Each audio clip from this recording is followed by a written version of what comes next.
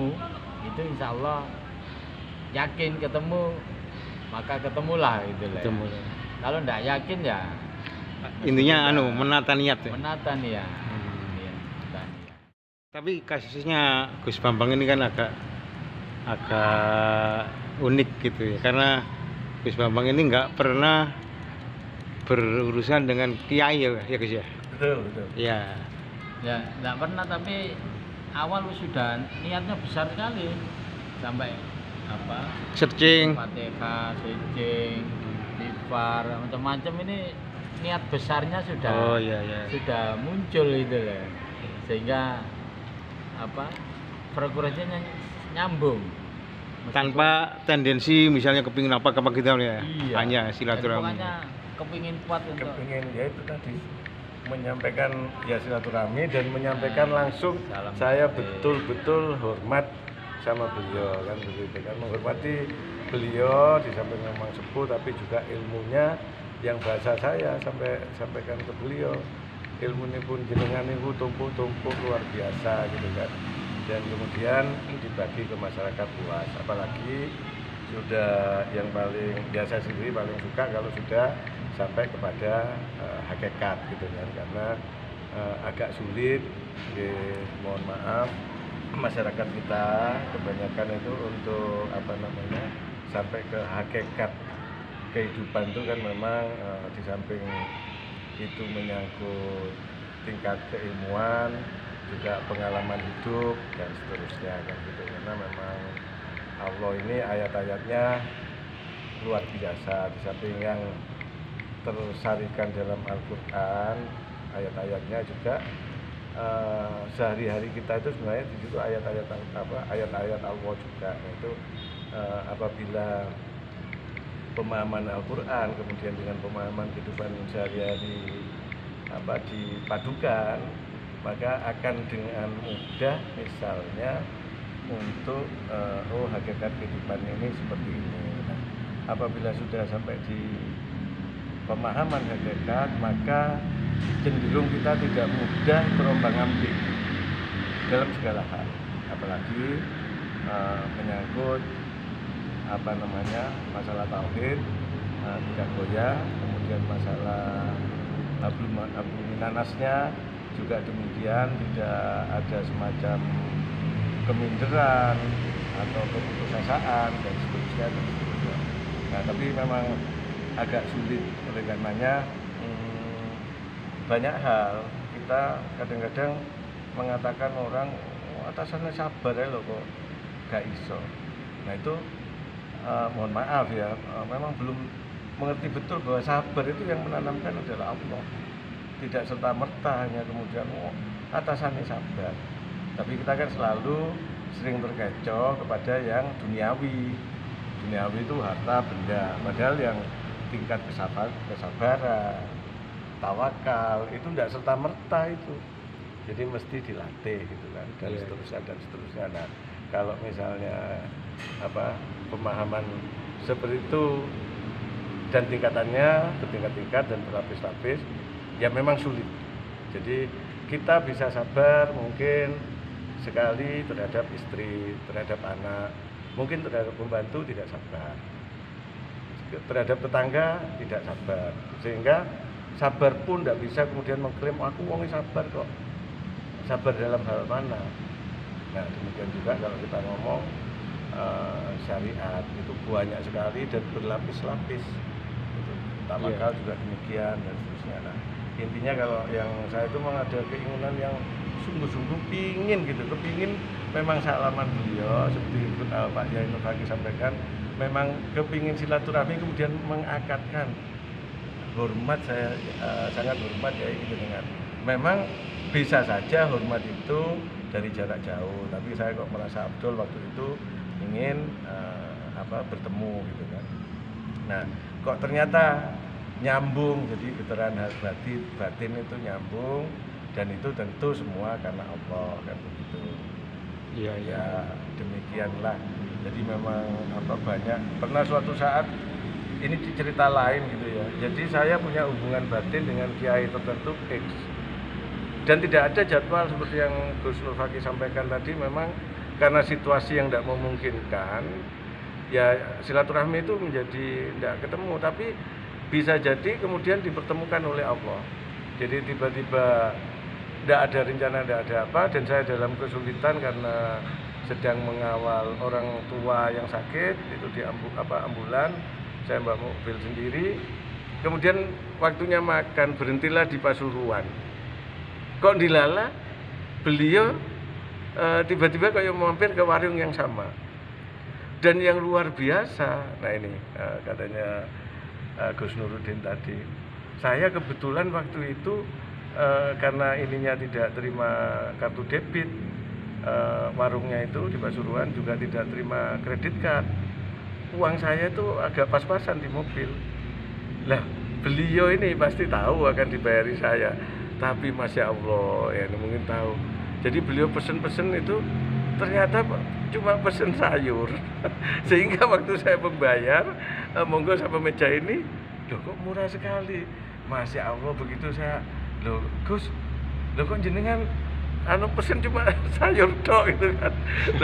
Enggak ngerti kan duit lagi yang semacam ini. Jadi kiainya tahu kalau nggak ada duit. Itulah luar biasanya, karena bagaimana beliau tahu tidak terima kredit card, beliau tidak terima debit, itu kan luar biasa. Itu yang katanya bahasanya awam itu perlu sadurunge menara. Tapi Allah mengkonekkan saya, ya Allah sama Bunyai, monggo jadi monggo Bunyai ini.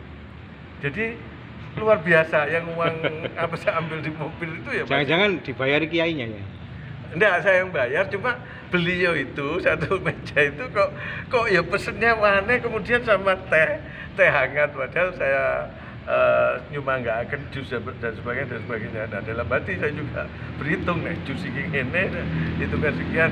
Nah, itu luar biasa. Tapi ya saya alhamdulillah sekian lama tidak bertemu, tahun hitungannya, kemudian disambungkan di Pasuruan. Nah, ini kan yang hal semacam itu katanya Pak Yanur Fakih, padahal kalau niat kita ingin silaturahmi ya sambung, dan kembali itu ya sudah memang diatur Allah. Karena saya itu ngawal ambulan, ya sudah tidak ada kepikiran mau silaturahmi ya. Nah, kok ya beliau juga hampir bersamaan masuknya ke warung itu. Ke warung itu. Hampir bersamaan. Itu ya semacam itu ya banyak lah kalau cerita-cerita, maksudnya hal-hal yang demikian gitu kan. Dan masing-masing di Indonesia, di Jawa ini banyak pasti cerita-cerita tentang hal-hal yang menarik antara hubungan santri dengan kiai, masyarakat umum dengan kiai dan sebagainya. Tapi hikmahnya memang bahwa ternyata kiai-kiai di Indonesia, khususnya di Jawa, banyak sekali yang ilmunya tinggi-tinggi, luar biasa. Ilmunya tinggi-tinggi, luar biasa. Nah, itu yang saya menjadi senang karena bisa bertemu ilmu-ilmu yang luar biasa, bahkan tingkat makrifat dan sebagainya itu gitu kan. Jadi di situ menjadi kebanggaan tersendiri lah kita sebagai umat untuk di Jawa ini gitu kan, sebagai umat muslim. Pak Panda ini termasuk juga Pak Nuruddin, Gus Nuruddin ini kan juga sering bertemu kiai secara seperti gaib gitu ya. Nah, gini, kalau yang seperti itu sih gini, ada kiai yang memang bisa mempunyai ilmu, kita nggak perlu datang tapi konsultasi secara batin ya, telepati apa jarak jauh ada gitu kan. Nah, kemudian ini masih ada banyak, bukan pada zaman sunan-sunan itu enggak. Sekarang ini di masih zaman ada. modern ini. Iya, masih banyak kiai yang ilmunya dikatakan sama Gus Bambang tadi tinggi itu, kita konsultasi nggak perlu datang, kita lihat assalamualaikum dari jarak jauh, kita bicara dari batin ke batin itu bisa. Nah, itu yang pertama. Yang kedua, banyak masih kiai kalau kita datang itu beliaunya itu sudah tahu maksud dan tujuan kita. tetapi kiai yang bijaksana akan menyembunyikan kemampuannya itu dan tetap bertanya, wonten ada perlu apa, wonten kepentingan apa, gitu kan? Ya. Nah, Kan sudah tahu. ya sudah tahu. Nah, cuma pesen saya tadi dikatakan sama Yai Nur Fakih. Nur Fakih sama Gus Bambang bahwa silaturahmi kepada kiai yang ilmunya tinggi-tinggi itu perlu, dan jangan segan-segan untuk sowan mendengarkan petua dan meminta petua. Jangan lupa dicatat. Satu lagi yang sering menghambat, ya, yang perlu saya ingatkan adalah kiai-kiai yang host itu ikhlas. Ikhlas menemui Anda, ikhlas ikut menyelesaikan permasalahan Anda, memberi saran, ikhlas, lahir batin, ya kan? Nah, maka kita juga harus ikhlas. Tadi dikatakan sama Yai Nur Fakih bahwa harus dijaga niatnya. Maka kita ke beliau, kita juga harus ikhlas. Ikhlas dalam arti apa? Kalau memang Yai itu sudah ikhlas kepada kita, maka kita juga harus mengimbangi. Kalau kita punya sesuatu, karena Kiai itu juga manusia, punya keluarga. Kalau kita punya sesuatu, ya kita bawakan. Misalnya. Nah, kalau kita petani, punya hasil pertanian, ya bawakan hasil pertanian. Misalnya Pak Nurdin Kalau- kan pengusaha kopi. Nah, kita bawakan kopi sama kasih uang sedikit. Yang penting ikhlas. Tapi jangan sampai kemudian mau sowan nggak punya apa-apa terus nggak sowan. Jangan.